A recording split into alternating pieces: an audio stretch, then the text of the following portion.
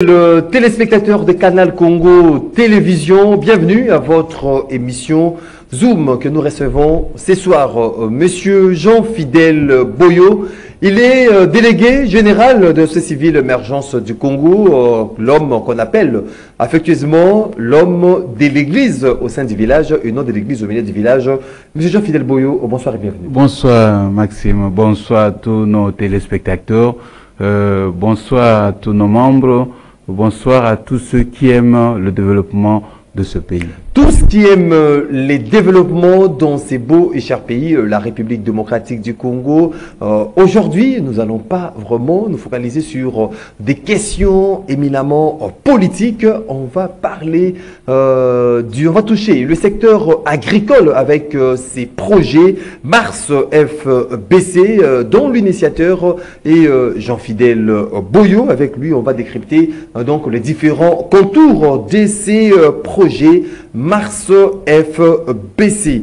Pourquoi, tout d'abord, M. Jean-Fidèle Boyo, le choix de ces titres ou de la dénomination de ces projets Mars FBC? Mars FBC, c'est-à-dire la matérialisation de la revanche du sol sur le sous-sol, facteur bénéfice économique pour le fonctionnaire de l'État. Et nous nous sommes inspirés de ce projet par rapport à la vie et par rapport à l'avenir même ou le développement des fonctionnaires de l'État. Donc, revanche du sol sur les sous-sols. Donc, vous avez remarqué que dans notre beau cher pays, la République démocratique du Congo, il y avait le sous-sol était beaucoup plus en vedette que le sol.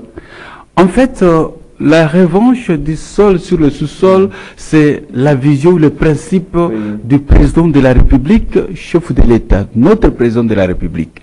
Et depuis qu'il avait lancé, jusqu'à preuve du contraire, sa crainte d'être contredit, sur le terrain, on ne sent pas exactement qu'est-ce qui se passe par rapport à ça. Mais la Bible nous dit ceci: lorsque Dieu donne une vision, il accompagne la vision avec une provision.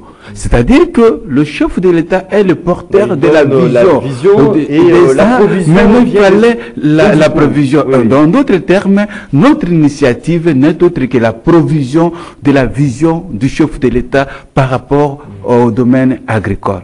Donc là, on comprend l'exploitation beaucoup plus dans le secteur agricole, faire de l'agriculture. Exactement, l'élevage, exactement. Donc mettre en vedette beaucoup plus les sols. Exactement. Que nos dirigeants parfois sont tentés d'exploiter beaucoup plus le sous-sol avec le minerai. C'est comme ça qu'aujourd'hui, on parle de carrés agricoles. Carré agricole et carré minier. Parce que nous avons carré minier qui existe depuis longtemps. Aujourd'hui, la terminologie actuelle, c'est carré agricole. En d'autres termes, la revanche du sol sur le sous-sol n'est autre que la compétition entre les deux carrés, entre carré minier et les carrés agricoles. Et c'est cette compétition qui n'est autre que la revanche. C'est-à-dire que le carré agricole veut primer sur le carré minier. Et c'est ce que nous encourageons, parce que si les gens se donnent plus avec le minerai, eh ben vous savez, les minéraux vont nous amener avec des guerres et ainsi de suite. Et les minéraux, on ne le consomme pas tous les jours. Mais l'agriculture, nous le consommons 24 heures sur 24 heures. La vie, l'alimentation, c'est basé sur ça. Raison pour laquelle il faut faire la promotion de la revanche du sol sur le sous-sol. Depuis la genèse même de ces projets Mars FBC, vous nous aviez déclaré sur nos antennes même que la première phase est beaucoup plus placée à l'intention de fonctionnaires de l'État, des fonctionnaires de l'État. Mais comment faire justement pour adhérer à ces projets? Est-ce exclusivement pour les fonctionnaires de l'État ou bien un Congolais lambda qui est attiré par ce projet peut aussi adhérer? Oui, Avant d'amorcer la question d'adhésion, et surtout que nous utilisons le concept de fonctionnaire de l'État, il fallait que on explique aux amis qui ne nous ont pas suivis pourquoi nous avons ciblé les fonctionnaires de l'État. Qui est éligible à ces projets. En fait, je suis syndicaliste, comme vous le savez. Je suis le coordonnateur de l'intersyndicat de la santé. Nous avons fait plusieurs rencontres, plusieurs bibois avec le gouvernement. Nous avons signé plusieurs accords avec le gouvernement et nous continuons à revendiquer les droits de travailleurs vis-à-vis du gouvernement, mais je me suis rendu compte que malgré tout ce qu'on peut faire, le fonctionnaire de l'État ne saura pas se développer. De par même la terminologie, on dit, ce qu'on paye aux fonctionnaires d'État, c'est le salaire de base. Lorsqu'on dit salaire de base, c'est pour vous dire simplement que, avec ce qu'on vous donne, vous ne saurez pas combler vos besoins. Vous ne saurez pas vous développer avec ça. Mais au moins, c'est votre base. C'est ça l'appellation salaire de base. Alors, nous nous sommes dit, qu'est-ce qu'il faut faire? Parce que, ce qu'on donne comme salaire de base ne va pas suffire. Même si le gouvernement donne le 100% de ce que nous demandons, par rapport aux besoins, ça ne fera presque rien.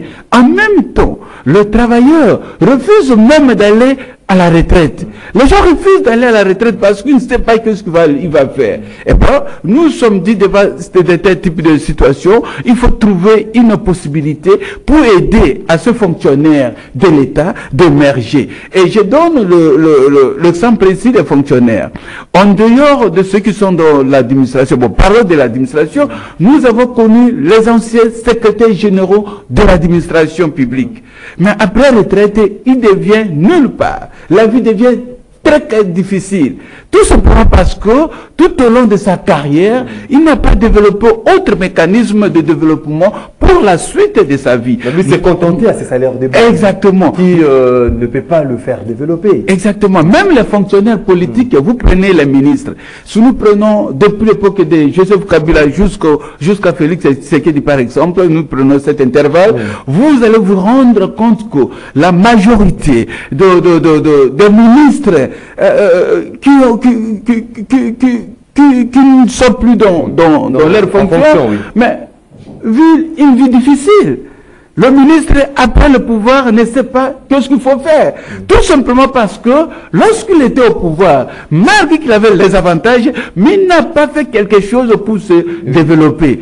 Or, ailleurs, par exemple aux États-Unis, aujourd'hui, les bailleurs de ce monde, ce sont des fermiers. Ce sont des fermiers. Raison pour laquelle nous voulons orienter les fonctionnaires d'aller développer des fermes, d'aller développer l'agriculture, d'aller développer l'élevage pour leur avenir. Même si on est militaire, mais ta femme est là, tes enfants sont là, et bien ils peuvent aussi faire quelque chose pour vous. C'est comme ça que ça va même résoudre le problème d'alimentation. Et autre observation comme syndicaliste, parce que nous sommes au mois de décembre, les gens qui nous suivent doivent retenir ça. Vous avez même suivi aussi le ministre de l'économie certifié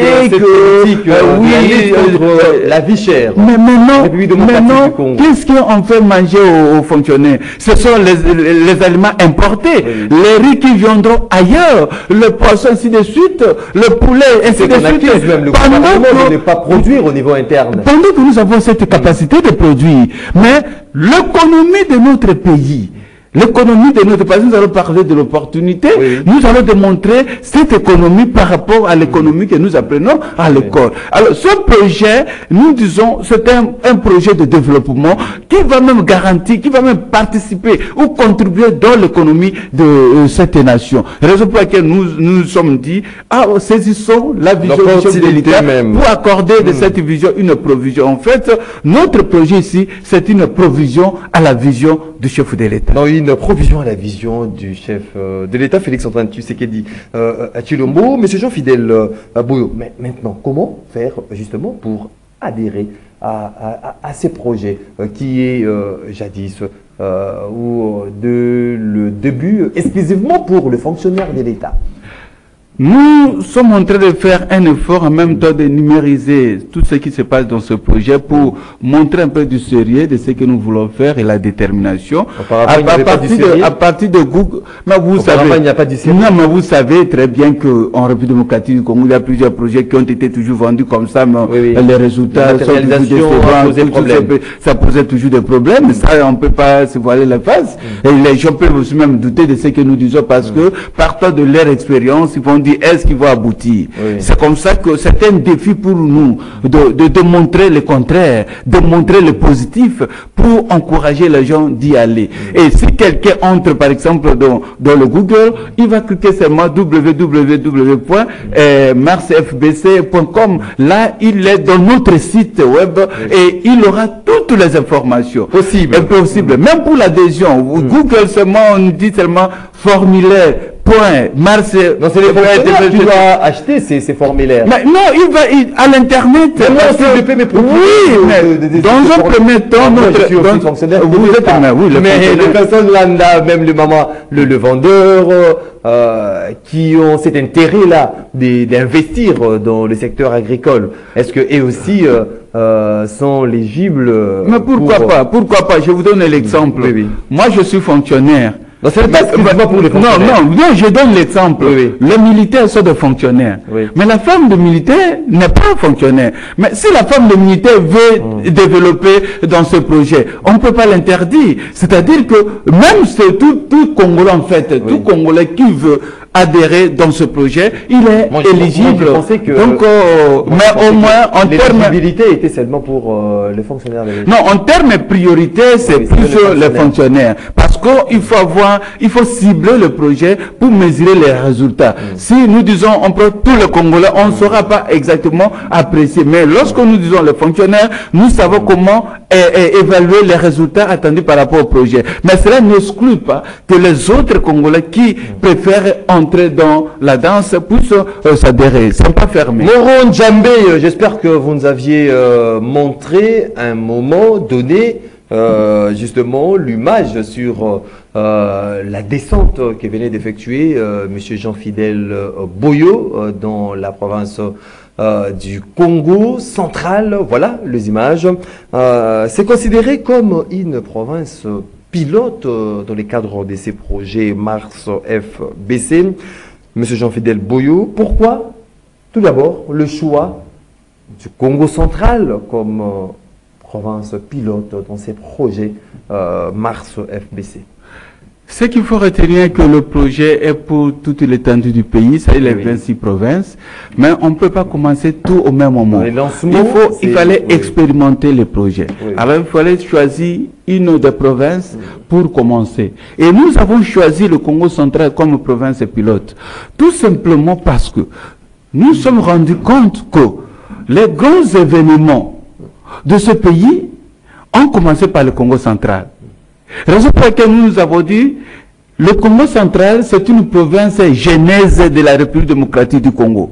La première ville de ce pays, c'est au Congo central. Les premières églises, quelles que soient catholiques et protestantes, c'est Congo central.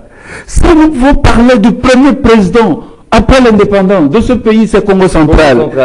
C'est le véritable prophète jusqu'à ce jour. Le meilleur prophète d'Afrique, Simon Kimbangu, Congo central. La première dame qui occupe la fonction de premier ministre, Madame, son Excellence Judith Soumina, Congo central. Et dans ma révélation, je compris que c'est l'idéal, c'est la province genèse de la République démocratique du Congo. Et nous croyons à la réussite si nous commençons par Congo central. Donc Congo central, province pilote, c'est même ce qui justifie même le choix de Congo central. Exactement, c'est ça les éléments qui nous amènent à une conviction pour dire qu'avec Congo central, avec cette expérience, nous allons réussir parce que ça c'est la province genèse de la République du Congo. Le siège de Mars FBC qui a été inauguré à Kinshasa sur le boulevard du 30 juin. Pouvons-nous déjà imaginer avoir un siège de Mars FBC au Congo central? Oui, nous allons installer bientôt, vous savez, hier nous sommes rentrés, nous allons installer, ici à Kinshasa, nous sommes dans la nouvelle galerie présidentielle, locale 11A, comme vous l'avez dit, mais d'ici là, nous serons à Matadi parce qu'il faut rencontrer l'autorité de tutelle de la province et le gouverneur. Nous estimons qu'après les fêtes ici, nous serons avec lui pour lui parler de ce projet, pour nous parler de cette vision du chef de l'État dont nous sommes une provision pour matérialiser cela. Et nous estimons que à partir de l'expérience du Congo central, nous irons dans d'autres provinces comme Kasaï oriental, Kasaï central, Équateur, Katanga, pourquoi pas province de Chopo et Bandundu, ainsi de suite. Monsieur Jean-Fidèle Boyo, avez-vous des assurances? Pourquoi j'ai dit assurance? Parce que ce genre de projet, Mars FBC, dans le secteur agricole, ça demande beaucoup de moyens, des fonds conséquents. Il faut avoir des tondis de terre, tout consort. Est-ce, vous qui êtes initiateur de ce projet, Mars FBC, comment faites-vous pour mobiliser des ressources nécessaires en faveur de ce projet? Vous savez, Maxime, nous allons travailler sur l'existant. Nous sommes bien sûr les chrétiens et à un certain moment, Dieu avait donné une vision à Moïse de la même manière qu'il a donné cette vision de la revanche au chef de l'État. Mais Moïse avait voulu savoir, se rassurer, comment est-ce qu'il va réussir dans cette vision de libérer les enfants d'Israël en Égypte. Et il a demandé l'accompagnement de Dieu. Dieu l'a posé ses mains cette question. Que détiens-tu dans tes mains? Et c'est Moïse qui a présenté son bâton. Il dit c'est à partir de ça qu'il y a un miracle. Et Dieu a démontré qu'il y a un miracle. Même Jésus, lorsqu'on l'a demandé à manger, nous n'avons pas mangé du pain. Vous savez quoi? Nous avons le pain. Il a multiplié. L'eau, il a transformé. Et même le poisson, il a multiplié. C'est-à-dire que Dieu travaillait sur l'existant. Et nous ici, nous avons dit, nous allons réussir. Par rapport à ce qui existe chez nous, nous allons réussir. Parce qu'ici, il faut motiver les gens. Je donne l'exemple simple. C'est la production de maïs. Ici, au niveau de Mongala, à Bumba, on produit le maïs. Mais on produit à moindre coût. Parce que nous avons la forêt, nous avons l'eau, nous avons la terre, nous avons aussi notre population. Ce sont les opportunités. Mais ici, le problème est que les gens ont l'habitude de mettre au premier plan le moyen. Mais l'argent de la République démocratique du Congo n'est pas au trésor public, c'est dans les mains des individus. Ce sont les individus qui ont plus de moyens que notre trésor public. Je donne l'exemple, lorsqu'on parle de fonctionnaires, nous avons les fonctionnaires à dimension politique. Le président de la République, il est le premier fonctionnaire de l'État. Les ministres sont des fonctionnaires, premier ministre fonctionnaire. Si aujourd'hui, partant de ce projet, prenons l'exemple du président de la République, lui-même commence, il dit bon, je veux créer des fermes dans chaque province. Mais avec ça, seulement ça, ça va déjà créer l'émulation. Et puis avec ça, ça va même contribuer à l'emploi. Seulement le chef de l'État comme individu, parce qu'il est fonctionnaire, il a sa famille, il a sa vie privée, il est payé aussi par l'État. Il peut le faire pour lui. Et surtout que l'État nous a donné le jour du samedi. Le jour du samedi que nous, les syndicalistes, on avait demandé. Journée off. Oui, ce jour-là, nous avons sollicité auprès de l'État, c'est pour accorder le temps aux fonctionnaires de produire, de travailler. Et le samedi, chaque fonctionnaire peut le faire. Si le Premier ministre emboîte les pas, si tous les ministres le font, les députés, eux aussi, ils vont le faire, les anciens politiciens, et puis ça va susciter, et alors, à ce moment-là, même le fonctionnaire de carrière, hein, le cadre ou agent de l'État, lui aussi va emboîter les pas. Et deuxième possibilité aussi, si la politique intervient, si le gouvernement intervient, nous avons les banques agricoles. Avec les banques agricoles, le gouvernement peut négocier avec ces banques agricoles pour rendre disponibles les crédits, mais à un taux moins, oui. Un taux réduit du taux de remboursement. Parce que c'est là aussi le problème. Mais à ce moment, si le taux de remboursement est favorable, ça va motiver facilement ce fonctionnaire qui est épris du sens de développement de se développer sans solliciter l'argent de banque mondiale. Mais Jean-Fidèle Boyo, vous dites ici que non, je comprends maintenant les niveaux du sérieux qui existe dans ces projets Mars FBC. Lorsque vous dites que non, par rapport à la mobilisation de ressources nécessaires pour le projet, vous comptez tout d'abord, premièrement, à ce qui existe, l'existant. Oui, l'existant. Nous comptons sur l'existant. Je donne l'exemple par... Mais s'il arrivait tellement que c'est vraiment un projet salvateur même pour le fonctionnaire de l'État, que le gouvernement a accordé peut-être un intérêt à ces projets Mars pour en quelque sorte financer même pour arrondir les ondes, Jean-Fidèle Boyo va refuser parce qu'il y a un existant qu'on peut faire avec sans compter à l'aide extérieure. Non, ce n'est pas ça ce que je dis. Je dis ceci, il faut compter d'abord sur l'existant. Oui. Je donne un exemple simple. Nous parlons du fonctionnaire. Prenons le fonctionnaire mois payé qui a par exemple $300 le mois. On lui donne son salaire de $300. Avec les $300, sans d'abord solliciter les crédits ou appui de quelqu'un d'autre, $300, il décide de faire son élevage. Avec les $300, il peut avoir acheté 6 têtes de porc, par exemple. Avec 3 mois, le porc de 3 mois, c'est $50, $50, multiplié par 6, il a $300. Et lorsqu'il va multiplier ça, après, il aura beaucoup, ça va produire en termes d'élevage. Ça, il n'a pas encore sollicité l'appui, mais ça va arriver à un certain moment où il va solliciter l'appui. Et en dehors de ça, de notre méthodologie, nous allons encourager les gens de travailler en communauté. Parce que le projet de la revanche du sol sur le sous-sol, si tu le fais seul, ça va peser. Tu vas sentir que ça pèse. Mais lorsque vous le faites en communauté, ça va réduire les charges et vous allez évoluer. Donc, le vrai problème ici, c'est sensibiliser l'homme congolais, ramener la conscience de l'homme congolais qu'il est capable de développer. Et même sur le plan économique, avec ça, ça va nous amener trop loin, parce que là, peut-être, on peut aussi en parler sur le plan économique de ce projet. Là, j'espère que dans ces sens-là, le gouvernement, je crois, sera vraiment attiré à ces projets Mars pour venir aussi financer pour le bien de Congolaises et Congolais. Monsieur Jean-Fidèle Boyo, vous venez de lancer ce projet. Est-ce que vous avez rencontré peut-être des difficultés pour la réalisation de ce projet?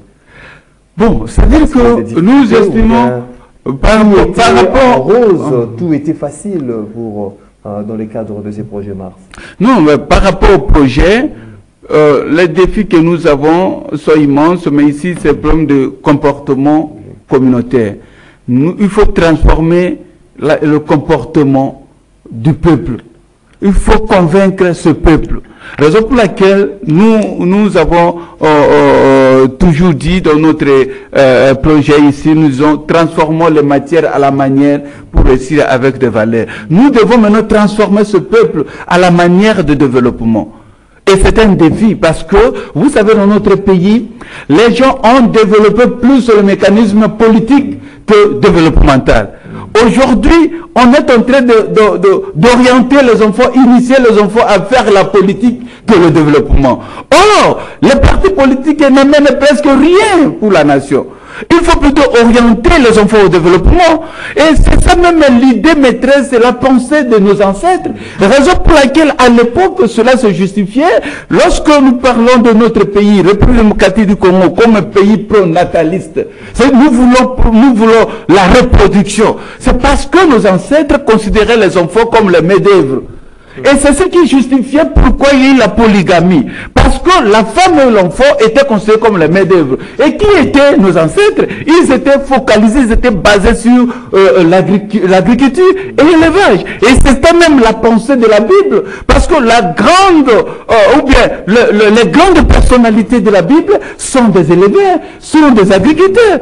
Et c'est ça même notre message que nous devons développer. Mais pour transformer le comportement de celui qui a plus développé les approches politiques par rapport au développement, c'est déjà une difficulté, c'est un défi que nous allons faire ensemble pour chercher à convaincre ce peuple. Mais par rapport à celui qui exécute le projet, nous avons parlé avec les intervenants locaux parce qu'il y a déjà les agriculteurs qui existent déjà. Et nous avons les éleveurs qui existent déjà. Ils ont plusieurs catégories de difficultés. Première difficulté est qu'ils n'ont pas d'appui dans tout ce qu'ils font. Ils ont cette difficulté des desserts agricoles. Il n'y a pas de route de desserts agricoles. Ils n'ont pas de moyens pour faire déplacer, pour vendre les histoires. Et en dehors de ça, les taxes de l'État. Raison pour laquelle dans ce projet aussi, nous allons demander l'implication du gouvernement. Parce qu'on demande trop à quelqu'un qui vient de l'Équateur pour vendre quelques histoires agricoles au niveau de Kinshasa. Il y a trop de taxes jusqu'à tel point qu'il est déçu. Il ne sait pas qu'est-ce qu'il faut faire. Est-ce qu'il faut-il continuer? Il dit non, je ne rentre plus au village. Je reste à Kinshasa. La majorité des gens qui seront-ils à l'abri avec ce projet? Oui. Seront-ils à l'abri désormais par mars? Oui, c'est comme ça que nous disons, nos membres, nous allons les défendre parce que, vous savez, c'est la conception d'un syndicaliste.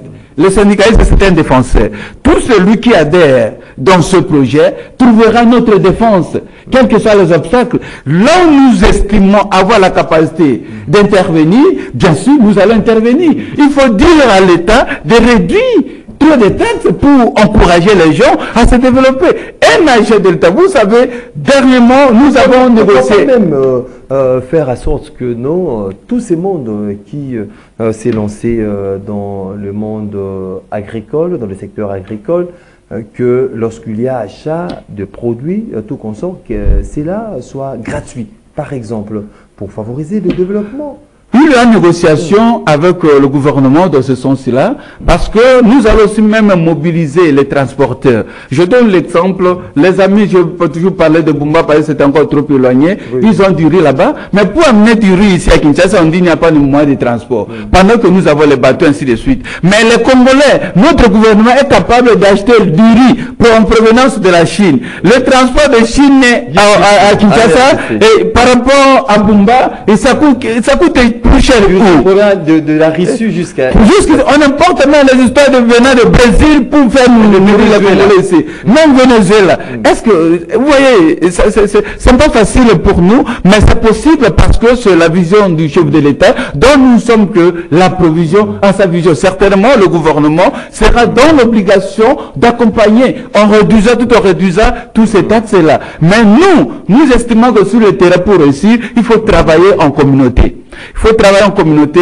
Dans le cadre de ce projet, nous allons regrouper les gens selon leurs objectifs, selon leurs approches, pour travailler en communauté. Et ça va garantir la réussite du projet. Comment faire alors la promotion de la culture agricole en République démocratique du Congo? Malgré que nous avons le ministère de l'Agriculture, Pêche et Élevage, on a comme l'impression que ça ne prend pas vraiment de l'élan ou de l'envol aujourd'hui. Aujourd'hui, le chef de l'État avait même jugé bon de permettre à ce que nous ayons...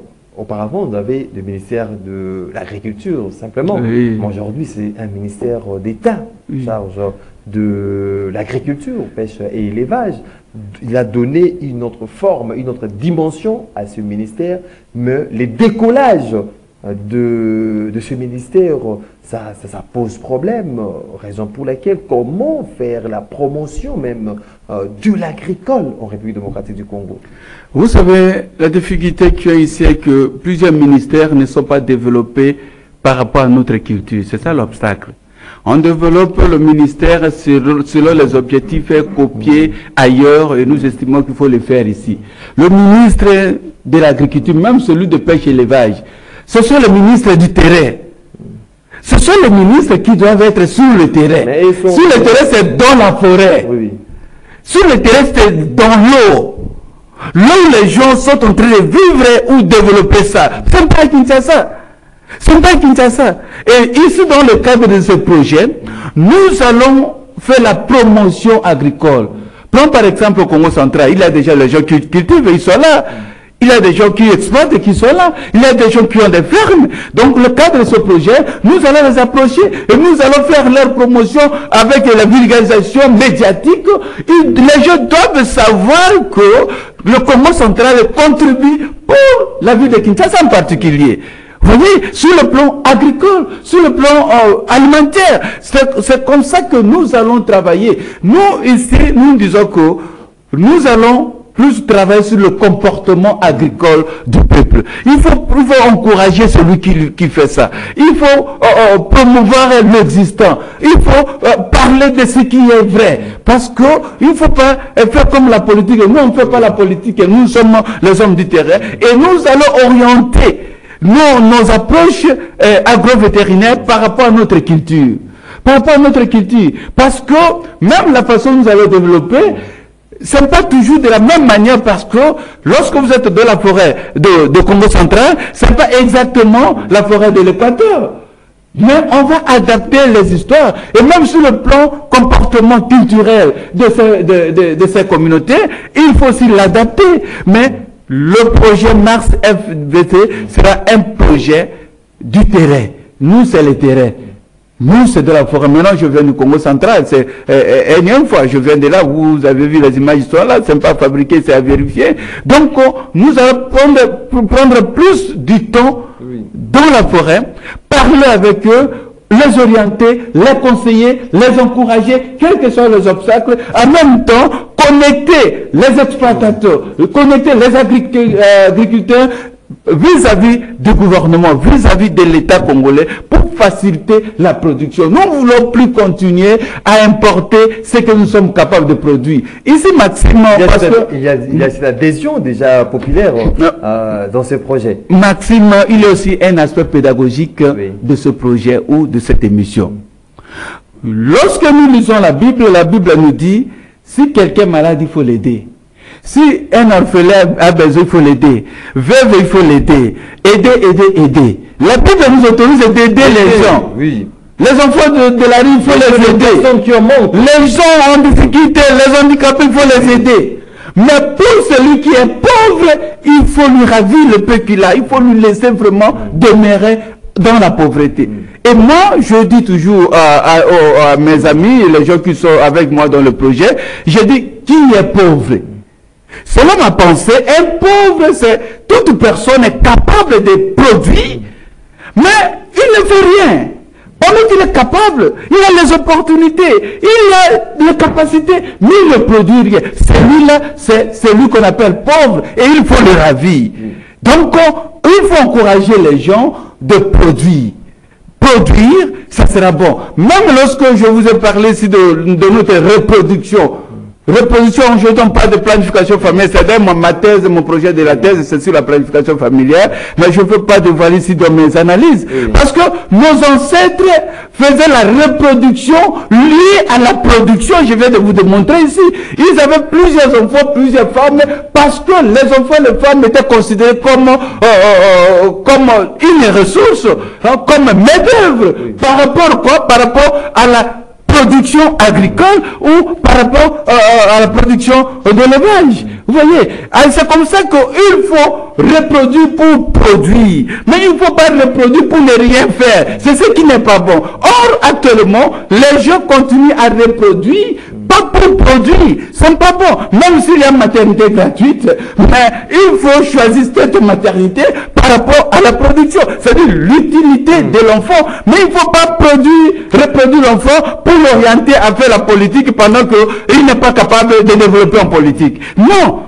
C'est comme ça que nous devons transformer les matières à la manière pour réussir avec des valeurs. Le matière à la manière. On est arrivé à la fin de cette émission. Monsieur Jean-Fidèle Boyo, dernière question.